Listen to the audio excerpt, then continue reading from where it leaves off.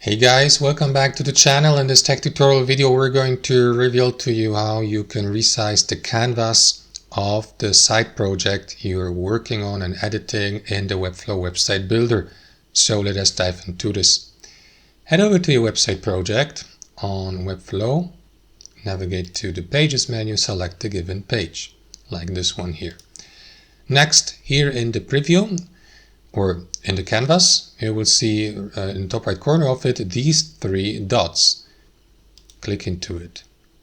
And what you want to do from there is go through these options. For example, you can add more breakpoints, one of these with 1440px and so on and so forth.